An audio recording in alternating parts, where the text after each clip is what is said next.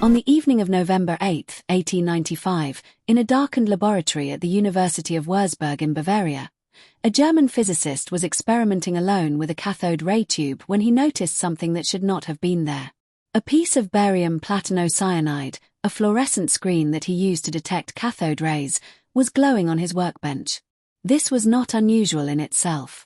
What was unusual was that the screen was approximately a meter away from the cathode ray tube, which was completely covered in thick black cardboard, and the cathode rays it produced could not travel more than a few centimeters in air. Something else was causing the screen to glow. Something that passed through the cardboard. Something that passed through the air between the tube and the screen with no apparent difficulty. Something entirely new. The physicist was Wilhelm Conrad Röntgen. He was 50 years old. He had spent his career as a competent but unremarkable experimental physicist, known for careful and precise work on specific topics in thermodynamics and electromagnetism, without producing the kind of landmark discovery that established an enduring reputation. He was not expecting, on that November evening, to make a discovery that would change the world. He was simply working, as he always worked, carefully, alone, meticulously, in the specific quiet concentration of a scientist who loves the laboratory for its own sake rather than for the fame it might eventually produce. What he had found was X-rays. The penetrating electromagnetic radiation produced when high-speed electrons strike a metal target. Radiation that passed through soft tissue like flesh and muscle with relative ease while being significantly attenuated by denser materials like bone and metal. The specific property that made X-rays immediately and obviously transformative was not merely their existence but their differential absorption, the fact that they passed through some materials more easily than others, creating shadows that revealed the internal structure of whatever they passed through and that could be recorded on a photographic plate. Within days of his discovery, Röntgen had produced the first X-ray photograph in history, an image of his wife Bertha's hand, showing the bones of her fingers and the ring on her fourth finger with a clarity and a specificity that no previous technology had ever achieved. When Bertha saw the image, she reportedly said that she had seen her own death, the specific Gothic quality of looking at the bones of your own living hand, the skeleton visible through the living flesh, producing in the first person to experience it the specific existential vertigo that X-ray images still occasionally produce in patients who see them for the first time. The specific image of Bertha Röntgen's hand, bones and ring floating in the grey shadow of the surrounding flesh, became one of the most reproduced photographs in history within weeks of its creation. It was the first time that the internal structure of a living human being had been made visible without surgery. It was the beginning of diagnostic radiology. And it was the specific moment at which the invisible world inside the human body first became visible to medicine. The story of X-ray's discovery is embedded in the larger story of 19th-century physics, the specific accumulation of experimental and theoretical knowledge about electricity and electromagnetism and the nature of matter that had been building since Faraday's electromagnetic induction and Maxwell's electromagnetic theory, and that was producing, in the 1890s, the specific explosion of discovery that would transform physics from the apparently complete classical edifice that Lord Kelvin celebrated into the quantum mechanical and relativistic framework that the 20th century would construct.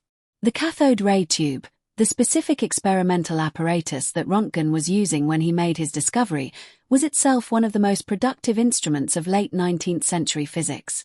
A glass tube evacuated of most of its air, with metal electrodes at each end, through which a high voltage caused a stream of charged particles to flow from the negative electrode, the cathode, toward the positive electrode, the anode. The specific nature of the cathode rays themselves, whether they were waves or particles, whether they were vibrations in the ether or streams of charged matter, was one of the most actively debated questions in physics in the 1890s. J.J. Thomson, the Cambridge physicist who would 3 years after Röntgen's discovery establish that cathode rays were streams of electrons, discovering the electron and winning the Nobel Prize for it, was working on the same apparatus in the same period. Philipp Lenard, a German physicist who had developed improved cathode ray tubes and had made systematic observations of cathode ray behavior that were directly relevant to Röntgen's discovery, had observed effects that might have been X-rays without recognizing what he was seeing. Heinrich Hertz, the German physicist who had confirmed Maxwell's prediction of electromagnetic waves by detecting radio waves in 1887, had also used cathode ray tubes in experiments that produced X-rays without his recognizing the new radiation. The specific historical question of why Röntgen succeeded where others had been positioned to make the same discovery is the kind of question that the history of science generates about every major discovery and never entirely answers.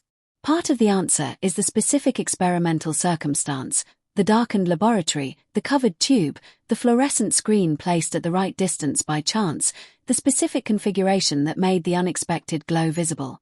Part of the answer is the specific quality of Röntgen's attention, the willingness to take the unexpected seriously, to stop what he was doing and investigate the anomaly rather than dismiss it or note it and move on. He spent the next 6 weeks investigating the new rays alone and in near total secrecy, working with the specific concentrated focus of a scientist who understands that he has found something important and wants to understand it before sharing it. He tested what the rays would and would not penetrate. He tested different materials systematically: wood, aluminum, glass, lead, and established that lead was the most effective absorber, a specific observation whose practical importance for radiation shielding would become apparent in subsequent decades. He tested the rays on a variety of photographic plates and established that they could be permanently recorded.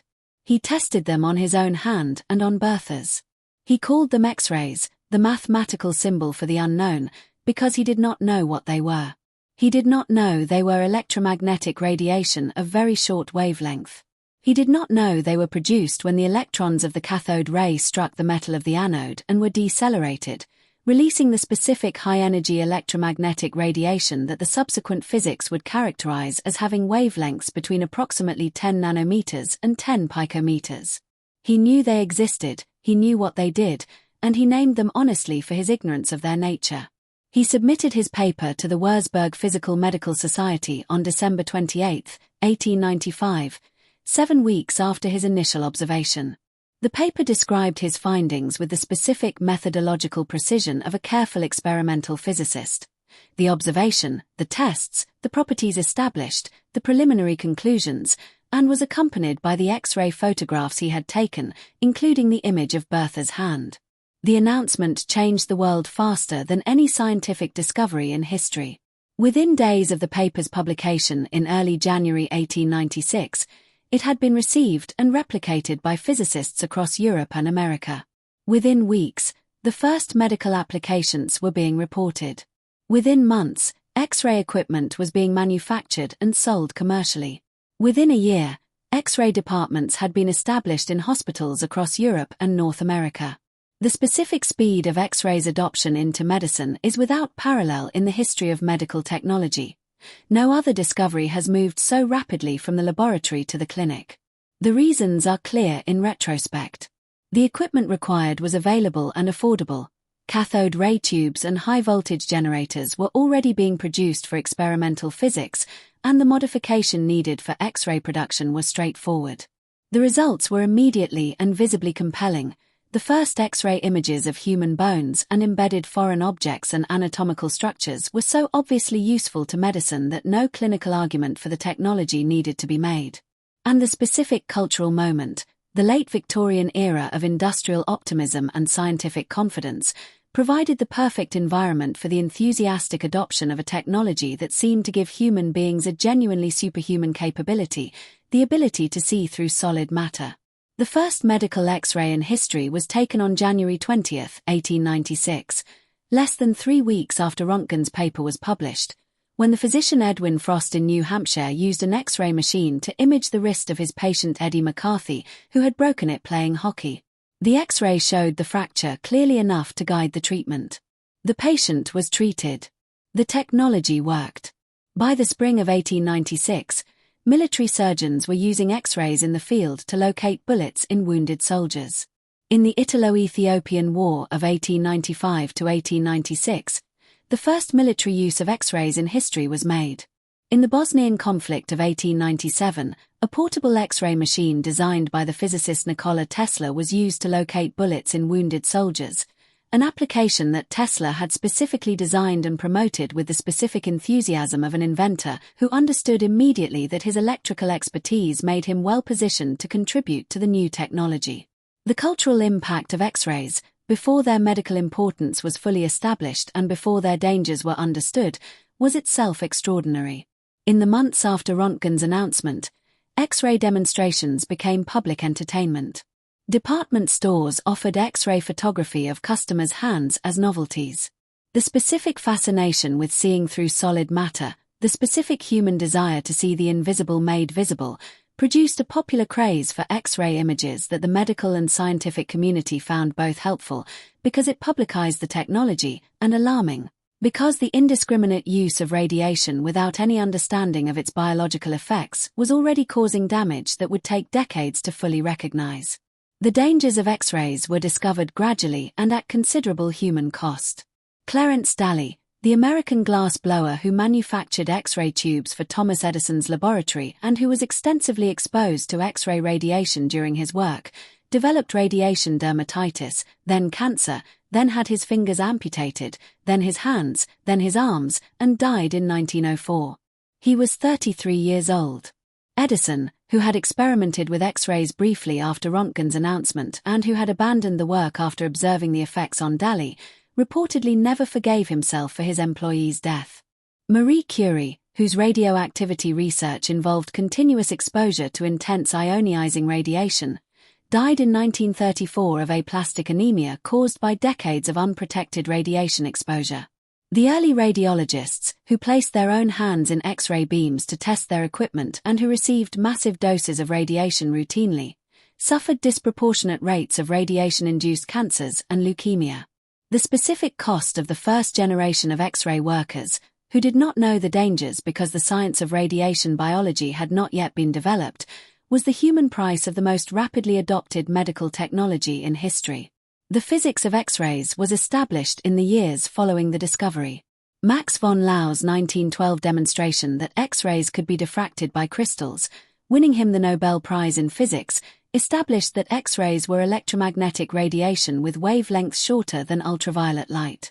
The technique of X-ray crystallography that von Lau's discovery made possible, using the specific pattern of X-ray diffraction from a crystal to determine the arrangement of atoms within it, became the most powerful tool in structural chemistry and molecular biology of the 20th century, eventually revealing the structure of DNA in the hands of Rosalind Franklin, whose photograph 51 was the crucial experimental evidence for the Watson-Crick double helix model.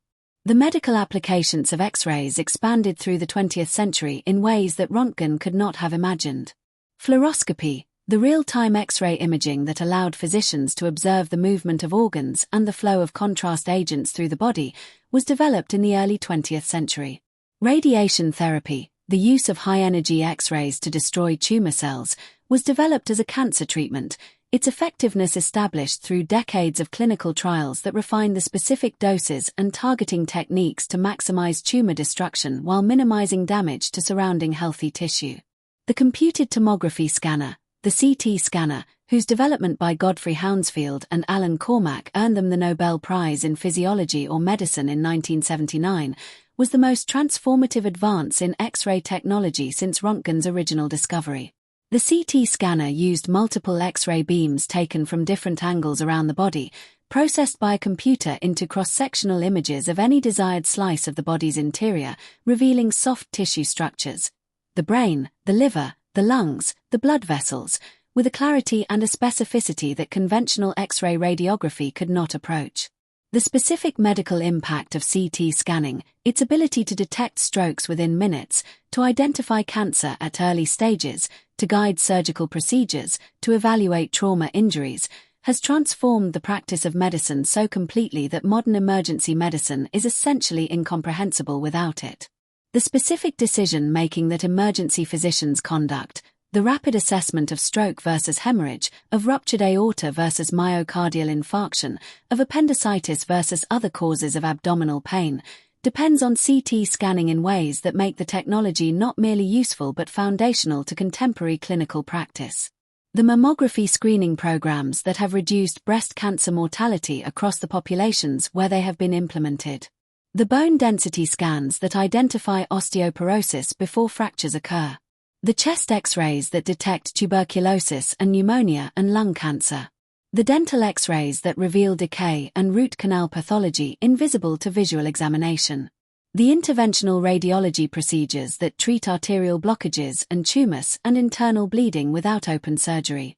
All of it traces back to the fluorescent screen that glowed unexpectedly in a darkened Wurzburg laboratory on the evening of November 8, 1895. Röntgen received the first Nobel Prize in Physics, awarded in 1901. He was widely celebrated. He donated his prize money to the University of Wurzburg rather than keeping it personally. He refused to patent his discovery. Like Jenner with vaccination and Banting with insulin, he made a specific decision that the discovery belonged to humanity rather than to its discoverer, and that preventing commercial monopolization of a medical technology was more important than personal financial gain. He died on February 10, 1923, in Munich, 77 years old, having spent the years after his discovery in relative quiet, continuing his experimental work, avoiding the public fame that the discovery had generated, and dying in the specific poverty that the German hyperinflation of the early 1920s had inflicted on academic scientists whose savings had been wiped out. The element Röntgenium, atomic number 111, synthesized for the first time in 1994, was named in his honor. The unit of radiation exposure was formerly called the Röntgen in his honor. His name is permanently embedded in the scientific vocabulary of a field whose existence he created. The fluorescent screen that glowed in the darkened laboratory. The image of the bones of Bertha's hand. The first medical X-ray of Eddie McCarthy's broken wrist 3 weeks later. And then, in 128 years of relentless medical application, the specific transformation of medicine from a discipline that could only observe the outside of the living human body to a discipline that can see every structure within it, from the plaques in the coronary arteries to the synapses of the brain, in real time, without a scalpel, without pain, and with a precision that the physicians of 1895 would have considered miraculous.